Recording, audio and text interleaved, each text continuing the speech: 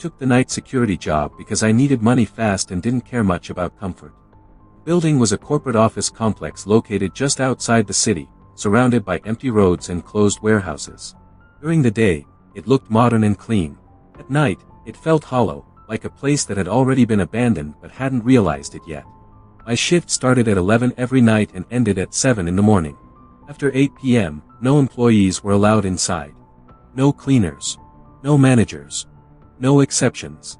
I was the only person in the building, responsible for monitoring the security cameras and doing a full patrol once every hour. The security room was small and windowless, filled with old monitors mounted to the wall. Each screen showed a different hallway, office floor, stairwell, or parking level. Most nights were painfully boring. Nothing moved, nothing changed. Cameras showed the same empty hallways over and over again. For the first 2 months, nothing unusual happened. Then one night, around 2:15 in the morning, one of the monitors flickered. It was the camera covering the 4th floor hallway near the emergency exit. I barely noticed it at first. Glitches were common, and the system was outdated. But when the image stabilized, something was different. There was a person standing at the far end of the hallway. I leaned forward in my chair, squinting at the screen. The figure was tall and thin, dressed in dark clothing. He wasn't moving. He wasn't pacing or shifting his weight. He was just standing there, facing the camera. I checked the access log immediately. No doors had been opened on the 4th floor all night. No keycard use. No alarms, assuming it might be a contractor or someone who had stayed late without checking in. I picked up my radio and spoke calmly. "This is security. If anyone is on the 4th floor, please respond." There was no reply. I grabbed my flashlight and took the elevator up. When the doors opened, the hallway was empty. The lights were on. The air felt stale, like the floor hadn't been used in years. I walked the length of the hallway, checking every door and corner. There was no one there. When I returned to the security room, the figure was gone from the monitor. I convinced myself it had been a reflection or a camera glitch and finished my shift without incident. 2 nights later, it happened again. Same camera. Same hallway. Same figure. This time, the man was closer to the camera. Close enough that I could see details. He wasn't wearing any kind of uniform. No badge. No reflective vest. Just dark clothes and worn shoes. I watched the screen for nearly 10 minutes. He never moved. I rewound the footage. The hallway was empty one moment. The next moment, he was already there. The camera never showed him entering. That night, I stayed in the security room and did not patrol the 4th floor. Over the next week, the appearances became more frequent. Always after 2 a.m. Always on the same camera. Each time, the figure was closer than before. On the 6th night, he was standing directly in front of the camera, his face filled the screen. His eyes were open, but they looked wrong. Dull. Lifeless. Like he wasn't actually looking at anything. I noticed something else that made my stomach tighten. The timestamp on the footage had stopped moving. The camera was still recording, but time was frozen. I switched to another camera. It worked normally. When I switched back, the man was still there, staring straight into the lens. Then the radio on my desk crackled to life. A voice came through, low and calm. "Why do you keep looking away?" My blood ran cold. No one else was assigned to that channel. I shut off the monitor, grabbed my keys, and left the building before my shift ended. I never returned.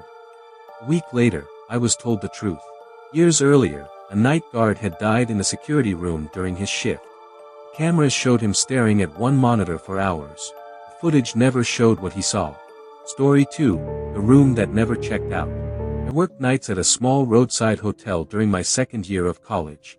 It wasn't a luxury place. It was the kind of hotel people stayed at when they were exhausted, broke, or just trying to sleep for a few hours before getting back on the road.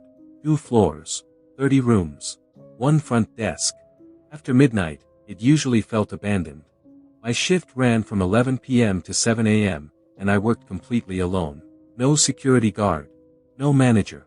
Just me, the desk phone, and a few security cameras that barely worked. Most nights were quiet. I'd check in the occasional late traveler, answer a few phone calls, and spend the rest of the time studying or scrolling on my phone. That changed one night around 1:30 in the morning. The front desk phone rang. Caller ID showed the call was coming from inside the hotel. Room 214.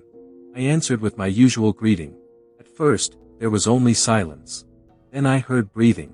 Slow and shallow, like someone was trying not to be heard. Finally, a man's voice whispered, "Is someone staying in the room next to me?" I checked the computer. Both rooms next to 214 were listed as vacant. Before I could respond, the man whispered again, more urgently this time.